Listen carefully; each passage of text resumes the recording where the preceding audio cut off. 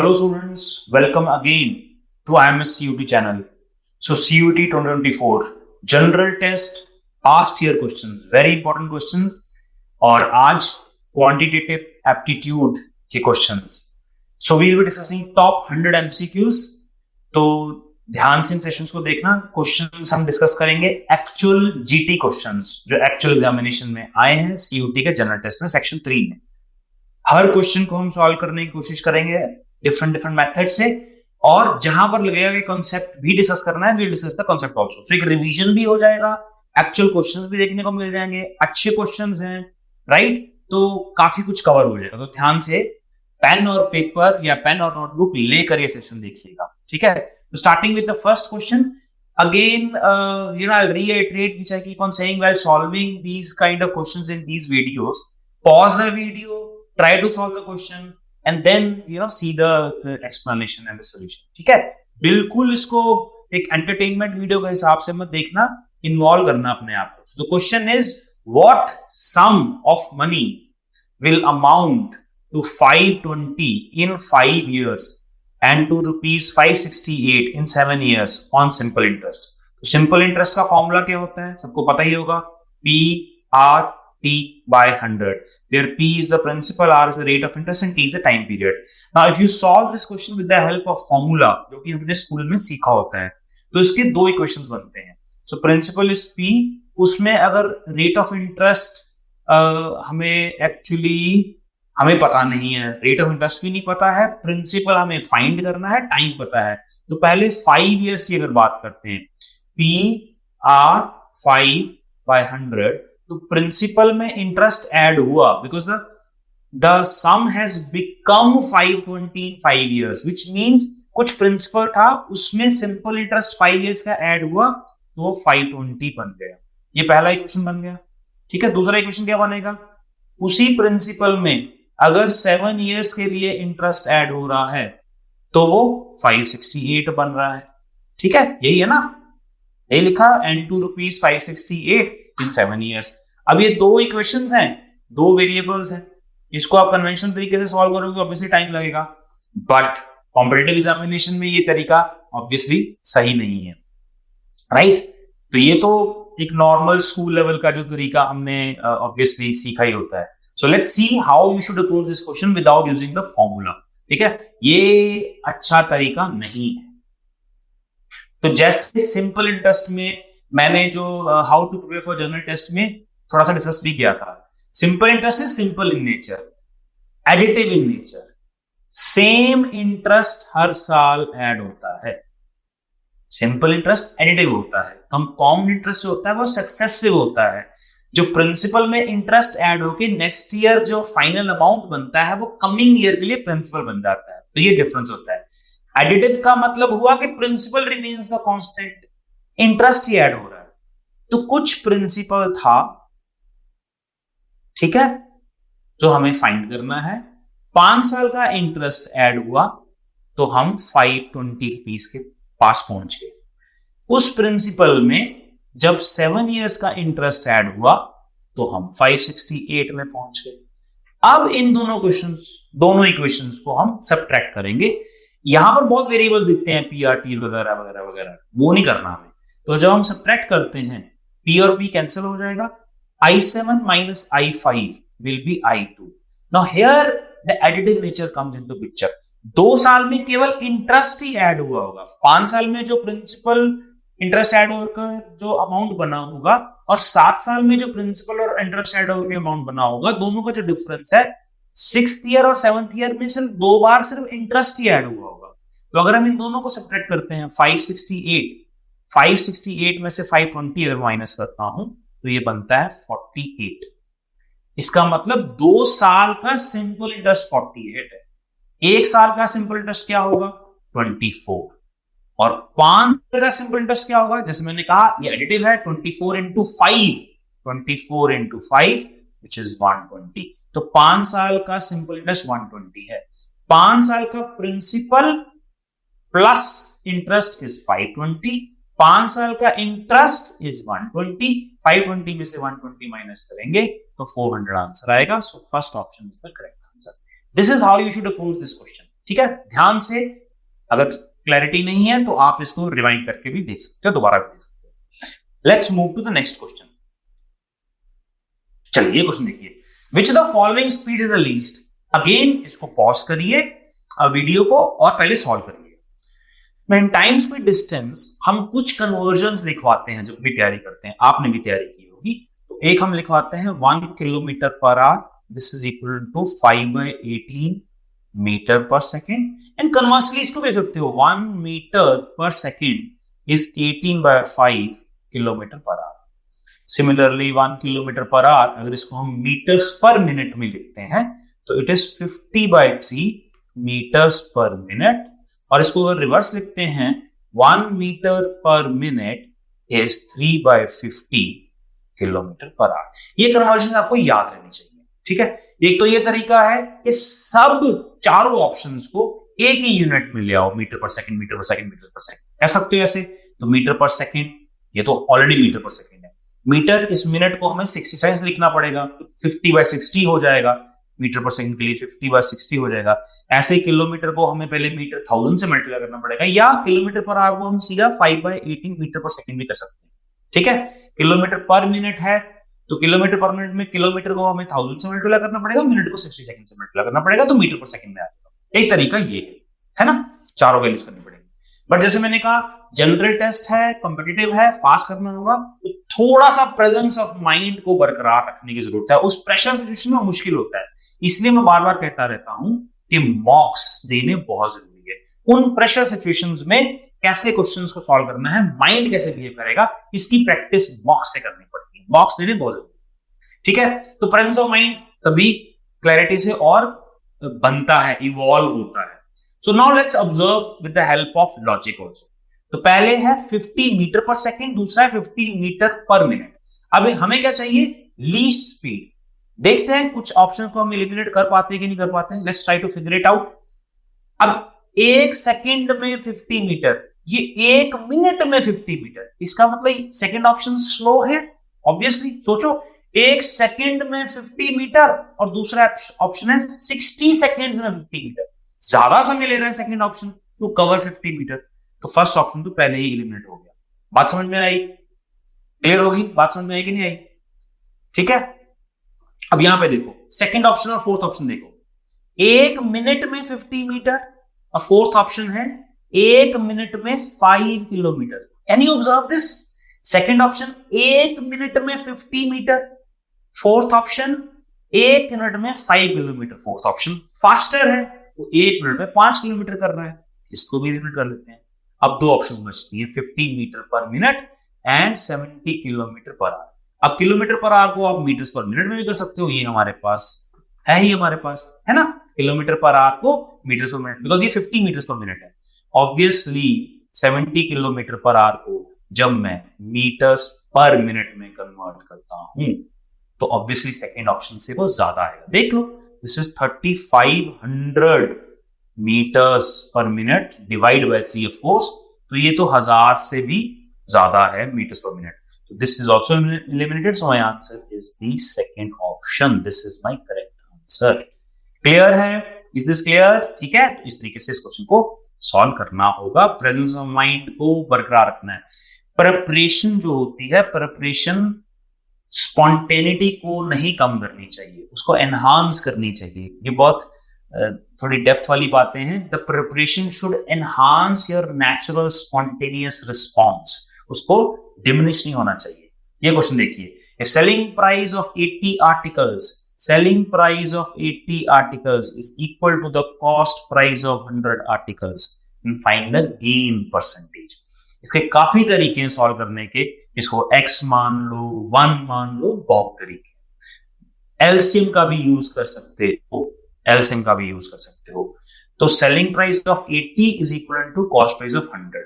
What is the LCM of 80 and 100? LCM फाइंड करने के लिए हमेशा बड़ा नंबर देखो। बड़ा नंबर 100 है, 100 के मल्टीपल्स देखो, 100, 200। 200 is not a multiple of 80, करते जाओ 100 के मल्टीपल्स, जहां पर वो 80 का पहला मल्टीपल आ जाएगा, that will be the least common multiple. So 100, 200, 300, 400. Now 400 is definitely a multiple of 80. So let me assume this as 400. So selling price of 80 articles is 400 is same as cost price of 100 articles as 400. तो selling price of एक article कितना हो जाएगा 400 by 80 और cost price of एक article कितना हो जाएगा 400 by 100. इसको x सपोज करते हो या 1 सपोज करते हो तब भी आप एक यूनिट का सेलिंग प्राइस और कॉस्ट प्राइस फाइंड कर रहे होते हो. तो 400 by 80 is 5 और 400 by 100 is 4. तो मेरा कॉस्ट है 4 और सेलिंग प्राइस है 5. तो 4 रुपए में खरीदा 5 रुपए में बेचा, प्रॉफिट हो गया 1. Profit percentage या gain percentage is always calculated in the cost price. So 1 on 4 and 1 on 4 is 25%. Clear हो गया? सिंपल क्वेश्चन था, इस तरीके से अप्रोच करना है. ठीक है, राइट. चलिए आगे बढ़ते हैं. Find a single equivalent increase if the number is successively increased by 20%, 25%, 30%. तो हम 100 से शुरू कर सकते हैं. ठीक है, राइट. 100 का पहले 20% इंक्रीज किया. 100 का 20% इजी है फाइंड करना. 20% ऑफ 100 इज 20, सो 120 पे पहुंच गए. फिर उसके बाद 25%. ठीक है, सक्सेसिव है. अब 125 का 25% फाइंड करना है और 25% होता है 1/4. 120 का 1/4 कितना होगा 30. 120 में 30 ऐड किया तो 150. अब 150 का 30% ऐड करना है. 150 का 30% अब 30/100 हो जाएगा ना इस तरीके से, तो 45 आ जाएगा. वैसे इजी है, डायरेक्टली भी सॉल्व कर सकते हो. 15 3 45. 150 में 45 ऐड करोगे तो कहां पहुंचोगे 195. तो 100 से शुरू करके 195 पे पहुंच के final single equivalent increase is 95%. Direct answer आ जाता है 100 to 195, 95%. एक तरीका ये है. एक सक्सेसिव इंक्रीज या डिक्रीज का फॉर्मूला भी होता है. इफ यू रिमेंबर दैट भी फास्ट हो जाता है. a plus b plus ab by 100. Now this formula can be applied for 2 percentages. तो 3 है, पहले कोई 2 को अप्लाई कर दो, उसमें से एक आंसर आएगा, उसको फिर तीसरे से अप्लाई कर दो. तो 20 और 25 पे अप्लाई करते हैं. 20 plus 25 plus 20 into 25 by 100. ठीक हो गया. 20 plus 25 is 45. ये हो जाएगा 25 4 and 5. 25 into ना ये 0 तो कैंसिल होगा अगर करेंगे तो, या इट विल बी 25. 0 नहीं कैंसिल करते हैं, इसको इस तरीके से कर लेते हैं. Let me use the eraser. 0 cancel नहीं करते हैं. ab by 100. So 20 into 25 by 100. 25 4 4 5. So 20 plus 25 is 45 plus 5 is 50. तो 20 और 25 का नेट इंक्रीज 50 आता है. देखो यहां से 100 से शुरू किए थे, पहले 20% इंक्रीज किए, 25% इंक्रीज किए, 150 50% आ गया ना. अब a की वैल्यू 50, अब b की वैल्यू ले लेंगे 30. तो 50 plus 30 plus 50 into 30 by 100. तो ये दोनों जीरो कैंसिल हो जाएंगे. 5 3 से 15. 50 plus 30 is 80. 80 plus 15 is 95. Final increase 95%. ऐसे भी कर सकते हो. दोनों मेथड है, इजी है दोनों. देख लेना कैसा आपको ठीक लगता है. आई होप जब मैं क्वेश्चन पढ़ता हूं आप पहले सॉल्यूशन देखने से पहले पॉज करते हो और सॉल्व करते हो, फिर ही सॉल्यूशन देखते हो. चलिए ये क्वेश्चन देखिए. Again pause, solve. A railway half ticket costs half the full ticket. Let's say total full ticket is 2f. Total full ticket is 2f. क्योंकि इसका हाफ करना आसान है. वैसे f भी ले सकते हो, then f by 2 आएगा. A railway half ticket cost half the full ticket. So 2f का हाफ हो जाएगा f. तो कैलकुलेशन थोड़ी सी इजी हो जाती है. However, the reservation charge for all the tickets is constant. Let's say the reservation charge is r. That is same for full ticket as well as half ticket. One full reserved ticket for a journey is 525. तो one full ticket का fair है 2f, उसमें reservation charge है r, तो ये बन गया 525. ये पहली. If the cost of one full ticket and one half reserved ticket, तो full ticket का फेयर 2f, half ticket का फेयर f, तो फेयर हो गया 3f. रिजर्वेशन दोनों पर सेम है, r इस पर 2r. ठीक है. सो सेकेंड इक्वेशन बनेगा 3f plus 2r if the cost of one full ticket and one half reserve ticket for the same journey is 850. तो ये बन जाएगा 850. ये सेकेंड ऑप्शन है.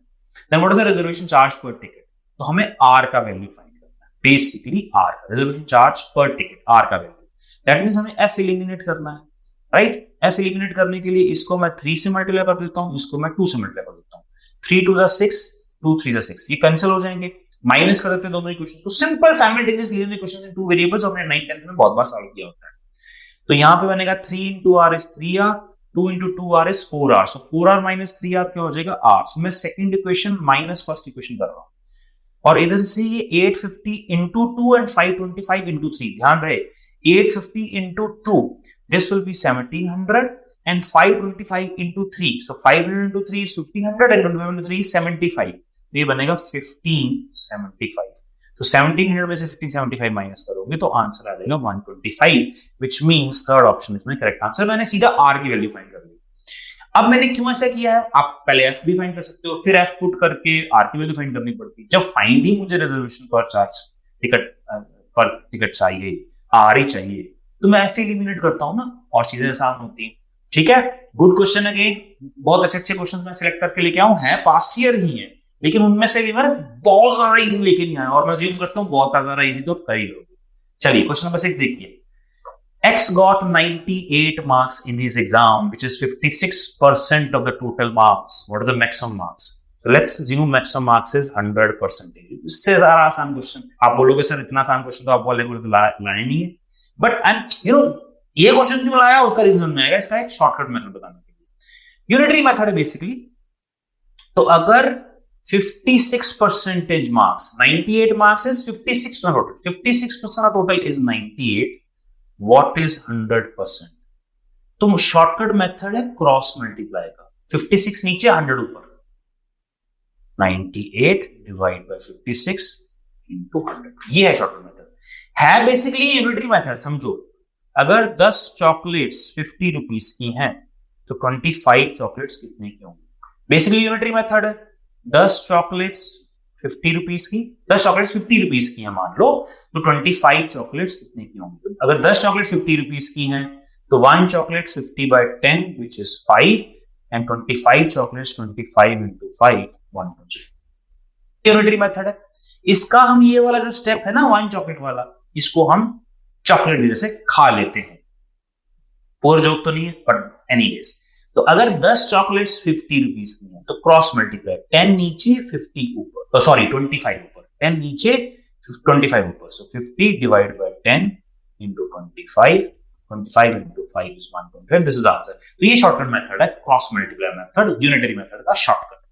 तो 56 नीचे 100 ऊपर, this is 14 into 4 is 56, 14 into 7 is 98, 4 into 25, तो मेरा आंसर आ जाएगा 25 into 7 which is 175, 25 into 7 is 175, this is my answer।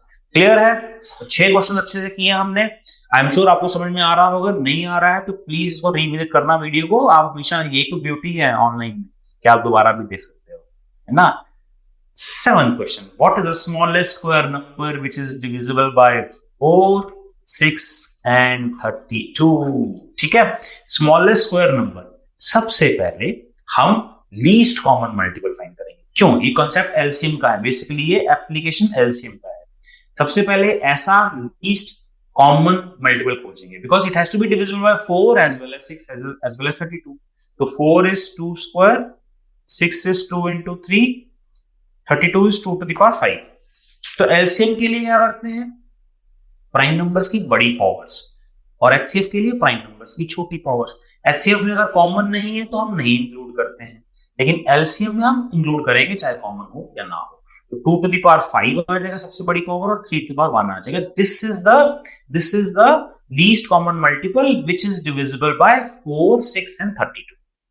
Now it has to be a square number also. Square number means complete square होना चाहिए। अब complete square करने के लिए क्या करना पड़ेगा?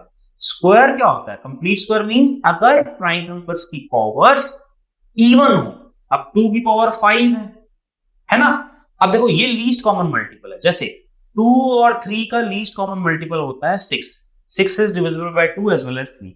The next common multiple of 2 and 3 will be 12, जो कि 6 का ही मल्टीपल है। तो number 2 to the power 5 into 3 का ही मल्टीपल होना चाहिए, तभी वो कॉमन मल्टीपल होगा 4, 6 and 32 का, तभी वो डिविजिबल होगा 4, 6 and 32 का। तो इसी से मल्टीप्लाई करेंगे और कंडीशन क्या है, इसको स्क्वायर बनाना है, परफेक्ट स्क्वायर बनाना है। तो एक और स्मॉलेस्ट कम से कम रखना है, तो एक 2 की पावर और मल्टीप्लाई कर देते हैं और एक 3 की पावर 1 कर देते हैं। क्यों? क्योंकि 3 to the power 1 is not a perfect square, square root 3 is an irrational number, ठीक है। बट 3 का square 9 is a perfect square, square root of 3 square is 3। तो इसलिए एक 2 बिकॉज यहां पे 5 था इवन पावर करने के लिए, 6 करने के लिए, और यहां पर 3। So my answer is 2 to the power 6 into 3 square. This is my answer. 2 to the power 6 होता है 64, 3 square होता है 9, 9 into 64, 9 into 60 is 540, 9 4s are 36, 540 plus 36 is 576. This is my answer. See, ये क्वेश्चन अच्छा क्वेश्चन है, right? Concept सीखने को भी मिला होगा, I am sure. Let's move on. 8th question. The area of a circle is numerically equal to its circumference. तो एक सर्कल है, एरिया ऑफ सर्कल होता है पाई आर स्क्वायर और सर्कमफ्रेंस होता है 2 pi r. Area of a circle is numerically equal to its circumference, which means pi r square is equal to 2 pi r. Find the diameter of the circle. Diameter of circle क्या होता है? 2r। That means मुझे r की value find करनी है और उसको 2 से मल्टीप्लाई कर देना है। My question will be solved. तो यहां से इस इक्वेशन से बहुत आसान क्वेश्चन, ये पाई और पाई कैंसिल हो जाएगा। ज्योमेट्री क्वेश्चंस बहुत इजी है, मैंने देखा है एक्चुअल प्रीवियस ईयर क्वेश्चंस में।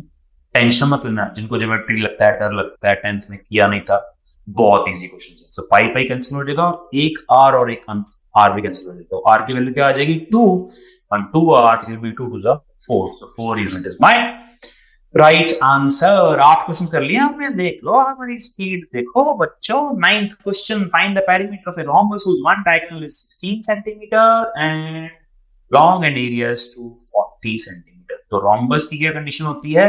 All the sides are equal, diagonals bisect each other at 90 degrees, ये होती है कंडीशन, ठीक है। डायगोनल्स बाइसेक्ट यानी कि ये मिड पॉइंट है, जहां पर डायगोनल्स मिलते हैं वो डायगोनल्स का मिड पॉइंट है और वो राइट एंगल बनाते हैं दूसरे के साथ। एक डायगोनल 16 सेंटीमीटर है, तो मान लो ये एक है डायगोनल 8 8 वाला, ठीक है। लेट्स से इसकी लेंथ d है, इसकी लेंथ d है, क्योंकि 2d हो जाएगा ना, बिकॉज मिड पॉइंट होगा। रोम्बस की condition, all sides equal, rhombus is a parallelogram, याद रखना, ऑल साइड्स इक्वल, ये पहली कंडीशन होती है।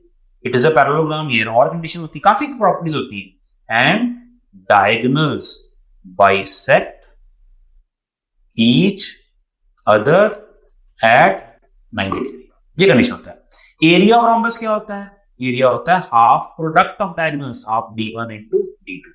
तो एक डायगोनल कितना दे रखा है? 16, ठीक है। दूसरा डायगोनल क्या है हमारे पास? 2d। तो यहां से d की वैल्यू आ जाएगी, बिकॉज़ 2d पूरा d plus d 2d लेना है, ठीक है।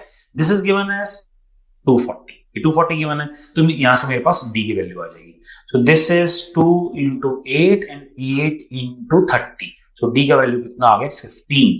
तो ये d आ गया 15, d 15 आ गया। तो एक हमारे पास राइट एंगल ट्रायंगल है जिसमें ये 8 है, ये 15 है, तो ये क्या होगा? पाइथागोरियन ट्रिपलेट याद करो। Basic Pythagorean triplet is 3 4 5 means 3 का स्क्वायर 9, 4 का square 16, 9 plus 16 is 15 which is 5 का स्क्वायर।